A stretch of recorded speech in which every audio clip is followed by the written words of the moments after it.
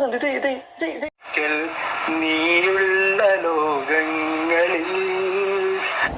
അസ്സലാമു അലൈക്കും വറഹ്മത്തുള്ളാഹി വബറകാതുഹു. ഏവർക്കും എൻ്റെ ബ്ലോഗിലേക്ക് ഹൃദ്യമായ സ്വാഗതം. ആദ്യമായി വീഡിയോ കാണുന്നവർ തുടർന്നും വീഡിയോ ലഭിക്കാൻ സബ്സ്ക്രൈബ് ചെയ്ത് ബെൽ ബട്ടൺ അമർത്തി അമർത്തുക. വീഡിയോ ഇഷ്ടമായാൽ ലൈക്കും ഷെയറും കമൻറ്റും ചെയ്യുക. ഞാൻ ഇന്ന് പറയുന്നത് ജുനൈദ് ബ്ലോഗർ എന്നു പേരായ ഒരു പ്രമുഖ യൂട്യൂബറാണ്. ആ യൂട്യൂബറെ ജുനൈദിൻ്റെ ഒട്ടനേകം യൂട്യൂബ് ഞാൻ കാണാറുണ്ട്. സത്യത്തിൽ വെറും പാട്ടുകളും മറ്റു കാര്യങ്ങളുമൊക്കെ ആയിട്ടാണ് അദ്ദേഹം വ്ളോഗ് ചെയ്യുന്നത്. അങ്ങനെ വ്ളോഗ് ചെയ്യവേ അദ്ദേഹത്തിന് ചില പ്രശ്നങ്ങളൊക്കെ ഉണ്ടായി വ്യക്തിപരമായിട്ട്. പിന്നെ ഓരോ വ്യക്തികൾ അവരുടെ സ്വഭാവ രീതി, അവരുടെ മാനസിക രീതി, അവരുടെ പെരുമാറ്റ രീതി, ഇതൊക്കെ വൈവിധ്യങ്ങൾ നിറഞ്ഞതാണ്. എല്ലാവരും ഒരേ മാതിരി ആവണമെന്ന് നമുക്ക് വാശി പിടിക്കാൻ വയ്യ. എൻ്റെ സ്വഭാവമാവില്ല ശരിക്ക് എൻ്റെ മക്കളുടെ സ്വഭാവം. അല്പസ്വല്പം കിട്ടിയിട്ടുണ്ടാകുമെന്നേ പറയാൻ പറ്റൂ. അതല്ലാതെ മുഴുവനായിട്ട് ഒപ്പിയെടുത്ത ഒരു സ്വഭാവം ആർക്കും ലഭിക്കുകയില്ല. പിന്നെ ഇതിൽ നിന്ന് മാറ്റം വരിക എന്ന് പറയുന്നതാണ് യഥാർത്ഥത്തിൽ ധാർമ്മികമായ നിലവാരം പുലർത്തിക്കൊണ്ട് മുന്നോട്ട് പോവുക എന്നത്. ഇപ്പോൾ ഉദാഹരണം, പരിശുദ്ധ ഖുർആൻ നമ്മളോട് പറയുന്നത് എന്താണ്? യഥാർത്ഥത്തിൽ ആ പ്രവാചകനെ നമുക്ക് നിയോഗിച്ചത് എന്തിനാണ്? പരിശുദ്ധ ഖുർആൻ മനുഷ്യ സമൂഹത്തിലേക്ക് വിശദീകരിച്ചു കൊടുക്കുന്നതിന് വേണ്ടി. നമ്മളൊക്കെ ഇപ്പോൾ ഇന്ന് ജാമിദ പറയുന്നത് പോലെ, ശേഖനൂർ മൗലവി പറയുന്നത് പോലെ അല്ല. ഖുർആൻ വിശദീകരിച്ചു കൊടുക്കുന്നതിന് ഒരാൾ വരേണ്ടതുണ്ട്. എന്ന് പറഞ്ഞാൽ അത് എങ്ങനെ പ്രാക്ടിക്കലാക്കണം. അത് ഞങ്ങൾക്ക് ഖുർആൻ നേരിട്ട് ഇറക്കിയാൽ പോരെ, അല്ലെങ്കിൽ ഒരു വേദപുസ്തകത്തിൻ്റെ കടലാസുകൾ എറിഞ്ഞാൽ പോരെ എന്നൊക്കെ പഴയ കാലത്ത് ജാഹിലുകളായ അറബികൾ ചോദിച്ചിരുന്നു. എന്തിനാണോ മുഹമ്മദേ നീ ഞങ്ങളിലേക്ക് വന്നിട്ടുള്ളത്? ഞങ്ങൾ നിന്നേക്കാൾ എത്രയോ യോഗ്യന്മാരായിരിക്കെ നിന്നെ പോലെയുള്ള ഒരു അലവലാതിയുമായി എന്തിനാണ് നിയോഗിക്കപ്പെട്ടത്? അപ്പോൾ എന്ന് പറഞ്ഞാൽ പരിശുദ്ധ ഖുർആൻ എന്തിനാണ് മനുഷ്യരെ ഇത്ര ഉത്ബോധിപ്പിച്ചു കൊണ്ടിരിക്കുന്നത്? തീർച്ചയായിട്ടും മനുഷ്യവർഗത്തിനുള്ള ഒരു മഹത്വത്തെ കാണിച്ചുകൊണ്ടാണ്. ഇന്ന അക്രമക്കും ഇന്ദല്ലാഹി അത്ഖാക്കും. അതാണ് അള്ളാഹു പരിശുദ്ധ ഖുർആനിൽ പറയുകയാണ്, നിങ്ങളിൽ നിന്ന് മാന്യന്മാർ അള്ളാഹുവിനെ സൂക്ഷിക്കുന്ന ആളുകളാണ്. അള്ളാഹുവിനെ സൂക്ഷിക്കുക എന്ന് പറഞ്ഞാൽ അള്ളാഹുവിൻ്റെ നിയമനിർദ്ദേശങ്ങൾ അനുസരിച്ച് ജീവിക്കുക എന്നതാണ്. അപ്പം നിങ്ങൾ കണ്ടില്ലേ, ഇപ്പോൾ ഇവിടെ ഓരോ കാര്യത്തിലും ആ പ്രവാചകൻ്റെ സന്ദേശം നമുക്കുണ്ട്. അതുകൊണ്ടാണ് ഇപ്പോൾ ജുനൈദ് എന്ന് പേരായിട്ടുള്ള ഒരു സഹോദരൻ മരണപ്പെട്ടു. തീർച്ചയായിട്ടും ആ മരണത്തിൽ എല്ലാവരും ദുഃഖിക്കേണ്ടതാണ്. എന്തുകൊണ്ടെന്നാൽ മരണം ഒരു ദുഃഖമാണ്. ഇന്നൽ മൗത മുസീബത്തൻ, അങ്ങനെയാണ് പറഞ്ഞിട്ടുള്ളത്. അത് ഒരു ജൂതൻ മരിച്ചാലും, ഒരു ഹിന്ദു മരിച്ചാലും, ഒരു പാഴ്സി മരിച്ചാലും, ഒരു ക്രിസ്ത്യാനി മരിച്ചാലും ഒക്കെ മരണമെന്ന് പറയുന്ന ആ ദുഃഖത്തിൻ്റെ പാത്രമായി എന്നാണ്. തീർച്ചയായിട്ടും അതുകൊണ്ടാണ് പ്രവാചകൻ നമുക്ക് നേരിട്ട് കാണിച്ചു തരുന്ന ഒരു പ്രവർത്തനമുണ്ട്. അള്ളാഹുവിൻ്റെ റസൂൽ മദീന പള്ളിയിൽ ഇരിക്കുമ്പോഴാണ് ഒരു ജൂതൻ്റെ ശവവുമായിട്ട് ആളുകൾ കൊണ്ടുപോകുന്നുണ്ട്. മുസ്ലിങ്ങളെപ്പോലെ തന്നെയാണ് ജൂതന്മാരും ഭൂമിയിൽ തന്നെയാണ് മറയടക്കുക എന്നത്. ഭൂമിയിൽ മറയടക്കാത്ത ഒരു രീതി പാഴ്സികൾക്കും ഹിന്ദു മതങ്ങൾക്കുമാണ് എന്നാണ് എനിക്ക് തോന്നുന്നത്.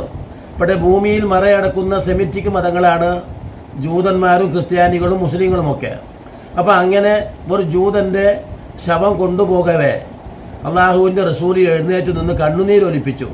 നോക്കണം, സങ്കടപൂർവ്വം കരഞ്ഞുകൊണ്ടിരുന്ന ആ പ്രവാചകനോട് അനുയായികൾ ചോദിച്ചു. സ്വാഭാവികമായിട്ടുള്ള ചോദ്യമാണ്, അള്ളാഹുവിൻ്റെ റസൂലെ, അയാൾ മരണപ്പെട്ടിരിക്കുന്നു എന്നത് അയാൾ ഒരു ജൂതനാണല്ലോ, ഒരു യഹൂദിയായ മനുഷ്യനല്ലേ മരിച്ചിട്ടുള്ളത്. പിന്നെ അങ്ങ് എന്തിനാണ് ഇങ്ങനെ കണ്ണുനീരൊലിപ്പിക്കുന്നത്, ഇത്ര സങ്കടം വരുന്നത്? അതിന് അള്ളാഹുവിൻ്റെ റസൂൽ കൊടുത്ത മറുപടി ലോകത്ത് ഹൈലൈറ്റ് ചെയ്ത് കാണിക്കപ്പെട്ടതാണ്. എന്താ കാരണം? ആ അള്ളാഹുവിൻ്റെ റസൂൽ പറഞ്ഞു, അദ്ദേഹം നമ്മളോട് കൂടെ ഉണ്ടായിരുന്ന ഒരാളാണ്. ആലോചിച്ച് നോക്കൂ. മാത്രമല്ല അദ്ദേഹം ഇപ്പോൾ ഈ ലോകത്ത് നിന്ന് വേർപെട്ടു പോയിരിക്കുന്നു. ഇനി അദ്ദേഹത്തിന് എന്തൊക്കെയായിരിക്കും അവസ്ഥ? ഇനി ഒരിക്കലും അദ്ദേഹത്തിന് ഒരു റിട്ടേൺ ഇല്ല. നമ്മൾ വിചാരിച്ചാൽ അദ്ദേഹത്തോട് എന്തെങ്കിലും ഇനി പൊരുത്തപ്പെടിക്കാനാണെങ്കിൽ അങ്ങനെ, ഒരു ഇടപാട് നേരിട്ട് നടത്തിയിട്ടുണ്ടെങ്കിൽ അങ്ങനെ. ആലോചിച്ച് നോക്കൂ, നമുക്ക് ഒരിക്കലും സാധ്യമല്ല. കാരണം എന്തു തന്നെയായാലും, ഒരു നിരീശ്വരവാദിയായാലും ഏതാളായാലും ശരി, അയാൾ റിട്ടേൺ അടിച്ച് അയാളെ തിരിച്ചു കൊണ്ടുവന്ന് അയാളുടെ പ്രശ്നങ്ങൾക്കൊക്കെ ഒരു പരിഹാരമുണ്ടാക്കി കൊടുക്കുക എന്നതിന് മനുഷ്യർക്ക് സാധ്യമല്ല. അതുകൊണ്ടാണ് തീർച്ചയായിട്ടും നമ്മളോട് കൂടെ ഉണ്ടായിരുന്ന അയാൾ ഇപ്പോൾ മരണത്തിന് പാത്രമായി നമ്മിൽ നിന്ന് മറഞ്ഞു പോയിരിക്കുകയാണ്. ആലോചിച്ച് നോക്കൂ, വളരെ സങ്കടകരമായിട്ടുള്ള ഒരു അവസ്ഥയാണ് മരണമെന്ന്. ഇത് എന്താ പറയുക, അലക്സാണ്ടർ ജേക്കബ് സാർ അദ്ദേഹത്തിൻ്റെ വാക്കുകളിൽ വളരെ വ്യക്തമായിട്ട് പറയുന്നുണ്ട്. അതുകൊണ്ടാണ് ഞങ്ങൾ പോലീസ് ട്രെയിനിങ് ഒക്കെ തരുമ്പോൾ ഞങ്ങൾക്ക് ഒരു പ്രത്യേക ട്രെയിനിങ് തരും. ശവത്തിൻ്റെ അടുക്കൽ ചെന്നാൽ ഞങ്ങൾ നേരിട്ട് ആ മരിച്ചിരിക്കുന്ന ശവം എങ്ങനെയായിരുന്നാലും ഏത് രീതിയിലുള്ള വ്യക്തിയായിരുന്നാലും ഞങ്ങൾ ഉടനെ തന്നെ ഞങ്ങളുടെ തലയിലുള്ള ഞങ്ങളുടെ അധികാരത്തിൻ്റെതായ ആ തൊപ്പി, അതാണ് ഞങ്ങളുടെ തലയിൽ ധരിച്ചിട്ടുള്ള സാധാരണ നമ്മളൊക്കെ ധരിക്കുന്ന പുരോഹിത വർഗ്ഗങ്ങളൊക്കെ, ഇപ്പോൾ ജൂത പുരോഹിതന്മാരും മുസ്ലിം പുരോഹിതന്മാരും ഒക്കെ എന്ന് ഞാൻ പറയുന്നത് മുസ്ലിമീങ്ങളോട് യഥാർത്ഥത്തിൽ പൗരോഹിത്യമില്ലെന്ന് പഠിപ്പിച്ച മതമാണ്. ഇത് പറഞ്ഞു വന്നത് തൊപ്പി വെക്കുക എന്നതൊന്നും ഇസ്ലാമിലില്ല. പക്ഷേ ഈ പൗരോഹിത്യം ഇത് ചെയ്യാറുണ്ട്. അതാണ് നിങ്ങൾക്ക് റബ്ബിമാരെ കാണാൻ കഴിയും ഇവിടെ ജൂതന്മാരിൽ. ആ റബ്ബിമാർക്ക് ഒരു ചെറിയ ഒരു തൊപ്പി കാണാം. എന്നതുപോലെ തന്നെ ഇവിടുത്തെ ഉസ്താദുമാർക്ക് ഒരു തൊപ്പി കാണും. അല്ലെങ്കിൽ ഒരു പ്രത്യേക ആത്മീയ പട്ടത്തിൻ്റെ ഒരു വേഷമാണ് യഥാർത്ഥത്തിൽ തൊപ്പി എന്നാണ് അവർ ധരിച്ചു വെച്ചിട്ടുള്ളത്. അല്ലാതെ തൊപ്പിയെക്കുറിച്ച് എവിടെയും പറഞ്ഞിട്ടില്ല. ഞാൻ എന്തു തന്നെ ആയാലും അപ്പോൾ അധികാരത്തിൻ്റെ ഓരോ ചിഹ്നങ്ങളാണ് തൊപ്പി. ആ പോലീസിൻ്റെ തൊപ്പി എന്ന് പറയുന്നത് അവർക്ക് അധികാരത്തിൻ്റെ തൊപ്പിയാണ്. ആ അധികാരത്തിൻ്റെ തൊപ്പി അവർ താഴ്ത്തി വെക്കും. ആ തൊപ്പി അപ്പം തന്നെ ഒരു ശവത്തെ കണ്ടാൽ, ഒരു മയ്യത്തിനെ കണ്ടാൽ ബഹുമാനിച്ചുകൊണ്ട് ആ തൊപ്പി അവർ താഴെ വെക്കും, അല്ലെങ്കിൽ കയ്യിൽ നേരെ പിടിച്ച് ഇങ്ങനെ തൂക്കി പിടിക്കും. അപ്പോൾ അത് എന്തുകൊണ്ടാണ്? മൃതശരീരത്തോടുള്ള ബഹുമാനം. ഒരിക്കലും നിങ്ങൾ മൃതശരീരത്തെ നിന്ദിക്കരുത്, മൃതശരീരത്തെ നിങ്ങൾ അംഗവൈകല്യം ചെയ്യരുത്. എന്ന് പറഞ്ഞാൽ അത് അള്ളാഹുവിൻ്റെ അടുക്കൽ ഏറ്റവും ശ്രേഷ്ഠമായിട്ടുള്ളതാണ്. മനുഷ്യന്മാരെന്ന് പറഞ്ഞാൽ 3 സാധനവും മരണശേഷം മലിനമാകില്ല എന്ന് ആ പ്രവാചകൻ പഠിപ്പിക്കുന്നുണ്ട്. അതിലൊന്ന് മനുഷ്യനാണ്. അതാരായിരുന്നാലും ശരി, മനുഷ്യൻ മരണശേഷവും അതിനെ തൊട്ടാൽ നമ്മൾ കഴുകുകയോ കുളിക്കുകയോ ഒന്നും ആവശ്യമില്ല. മയ്യത്ത് കുളിപ്പിക്കുമ്പോൾ ആ കുളിപ്പിച്ചവൻ പിന്നീടൊന്ന് കുളിക്കൽ പുണ്യമാണ് എന്നേ പറഞ്ഞിട്ടുള്ളൂ. എന്താ കാരണം? അത് അയാൾക്ക് വല്ല രോഗമോ മറ്റോ ഉള്ള ആളാണെങ്കിൽ അതിൽ നിന്ന് പകർച്ചവ്യാധിയോ മറ്റോ ഉണ്ടാവാതിരിക്കാൻ വേണ്ടി ചെയ്യുന്ന ഒരു പ്രതിരോധ പ്രവൃത്തി മാത്രമാണ്. അതല്ലാതെ അയാൾ മലിനമായതുകൊണ്ടല്ല. അതോടൊപ്പം തന്നെ പിന്നെ ഞാൻ പറഞ്ഞു വന്ന 3 എണ്ണത്തിൽ ഒന്ന് മത്സ്യമാണ്, പിന്നെ ഒന്ന് ജറാദ് എന്ന പക്ഷി. അതുപോട്ടെ, അതല്ലല്ലോ വിഷയം. അപ്പോൾ ഇവിടെ ഈ പരിശുദ്ധ റമദാൻ മാസത്തിലും നോക്കണം, ജുനൈദ് എന്ന് പറയുന്ന ആ സഹോദരൻ എങ്ങനെ മരിക്കട്ടെ, ആ മരണത്തെ ആഘോഷിക്കുക എന്ന് പറയുന്നത്. ഇപ്പോൾ ഇറ്റ്സ്മി കേസി എന്ന് പേരായ യൂട്യൂബർ, അദ്ദേഹത്തിൻ്റെ യൂട്യൂബ് ഞാൻ കാണാറുണ്ട്. നല്ല പഠനാർഹമായിട്ട് ഞാനത് ശ്രദ്ധിക്കാറുണ്ട്. അദ്ദേഹത്തിൻ്റേതായിട്ടുള്ള ചില കഴിവുകൾ ഉപയോഗിച്ച് വളരെ രസകരമായിട്ട് തന്നെയാണ് അദ്ദേഹം അത്തരത്തിലുള്ള വ്ളോഗുകൾ അവതരിപ്പിക്കുന്നത്. അദ്ദേഹം റിയാക്ഷൻ വ്ളോഗാണ് കൂടുതലായിട്ട് ചെയ്യുന്നത്. അദ്ദേഹത്തിന് നല്ല ഒരു കഴിവുമുണ്ട് ആ റിയാക്ഷൻ വ്ളോഗ് ചെയ്യാനുള്ള. പക്ഷേ ഈ പ്രവൃത്തി എന്നെപ്പോലും വല്ലാതെ വേദനിപ്പിച്ചു കളഞ്ഞു. ഇനി എങ്ങനെയാണ് അദ്ദേഹത്തിൻ്റെ വ്ളോഗുകൾ പോലും ഇനി കാണുക എന്ന് എൻ്റെ മനസ്സിൽ ചിന്തിച്ചു പോയി. കാരണം ആ മനുഷ്യൻ്റെ മരണത്തിൽ ദുഃഖിക്കേണ്ടതിന് പകരം ആലോചിച്ച് നോക്കണം, പരസ്യമായിക്കൊണ്ട് തന്നെ തൻ്റെ അവഹേളന രീതി അഥവാ പരിഹാസ്യ രീതി, അദ്ദേഹത്തിന് ഇനി ജുനൈദിനോട് വേറെ വല്ല വിരോധം ഉണ്ടെങ്കിൽ തീർച്ചയായിട്ടും അത് കാണിക്കേണ്ട ഒരു സമയമല്ല ഇപ്പോൾ. അതൊക്കെ ഉള്ളിലൊതുക്കട്ടെ, അതായിരുന്നു നന്നായിരുന്നത്. മറിച്ച് അത് അദ്ദേഹം ഈ എന്താ പറയുക സോഷ്യൽ മീഡിയയിലൂടെ നോക്കണം, ആലോചിച്ച് നോക്കൂ നിങ്ങൾ, ഈ സൈബർ സംവിധാനത്തിലൂടെ അദ്ദേഹം ലോകത്ത് മൊത്തം ടെലികാസ്റ്റ് ചെയ്ത് കാണിച്ചു അതിൻ്റെ ആ പരിഹാസ്യത. അദ്ദേഹത്തിൻ്റെ അംഗങ്ങളൊക്കെ അങ്ങനെ കാണിച്ചു കൂടുന്നത് നിങ്ങൾ കണ്ടിട്ടുണ്ടാവും. അതാണ് ഞാൻ തുടക്കത്തിലേ വെച്ചത്. അതോടൊപ്പം തന്നെ ഈ ജുനൈദിൻ്റെ മരണം, അത് അന്വേഷണത്തിൽ ഇനി എന്താ അറിയാൻ നമുക്ക് അറിഞ്ഞുകൂടാ. പോസ്റ്റ്മോർട്ടം റിപ്പോർട്ടിൽ അറിയാൻ കഴിഞ്ഞത് യഥാർത്ഥത്തിൽ അത് സ്വാഭാവിക മരണമാണ്. അമിതമായ സ്പീഡ് അദ്ദേഹത്തിൻ്റെ യാത്രയിൽ ഉണ്ടായിട്ടുണ്ട്. ഇനി മദ്യപിച്ചിരുന്നോ എന്ന് സംശയങ്ങൾ പ്രകടിപ്പിക്കുന്നുണ്ട്. മാത്രമല്ല ഇനി ആത്മഹത്യ വല്ലതും ചിന്തിച്ചിട്ടുണ്ടോ, അത് അദ്ദേഹത്തിൻ്റെ മനസ്സിൽ അദ്ദേഹത്തിന് മാത്രം അറിയുന്ന ഒരു കാര്യമാണ്. അത് നമുക്ക് അറിഞ്ഞുകൂടല്ലോ. ഒരു മനുഷ്യൻ്റെ മനസ്സറിയാൻ ഞാൻ എന്തായാലും എൻ്റെ ജീവൻ ഹനിക്കുകയാണ് എന്ന് ഉദ്ദേശിച്ചുകൊണ്ട് അലക്ഷ്യമായും അശ്രദ്ധമായും ഒരു എന്താ പറയുക ഒരു വാഹനം ഓടിപ്പോകുന്നതും സ്വാഭാവികമായിട്ടും ഇടിക്കുന്നതും യാദൃച്ഛികമായ അപകടവും ഒക്കെ ഒരുപോലെ തന്നെയാണ് സംഭവിക്കുന്നത്. അതുകൊണ്ട് ആ കാര്യം ഒരിക്കലും അള്ളാഹു അഥവാ ഈ പ്രപഞ്ച സൃഷ്ടാവിനല്ലാതെ ആ വക കാര്യങ്ങൾ അറിയാൻ പറ്റില്ല. എന്ത് തന്നെ ആയാലും അദ്ദേഹം ആ മരണം കൊണ്ട് ആഘോഷിച്ചു എന്നത് ഒരിക്കലും ശരിയായിട്ടുള്ള കാര്യമല്ല. മരണം ഒരു മനുഷ്യനെ സംബന്ധിച്ചിടത്തോളം ഞാൻ നേരത്തെ പറഞ്ഞതുപോലെ മരണം ഒരു ദുഃഖകരമായ സംഗതിയാണ്.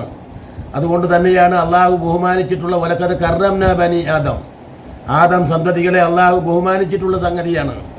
അതുകൊണ്ട് തന്നെ ആ മനുഷ്യരെ മരണശേഷം പ്രത്യേകിച്ചും, അഥവാ മരണശേഷം മാത്രം മാനിക്കുക എന്നതല്ല അതിൻ്റെ അർത്ഥം.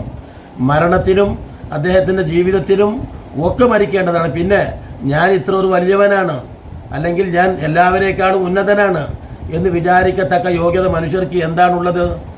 ഏതു സമയത്തും അവരെ അള്ളാഹുവിൻ്റെ റസൂല് പറഞ്ഞതുപോലെ അവരെ ശരീരത്തോട് ഒട്ടി നിൽക്കുന്നത് മരണമാണ്.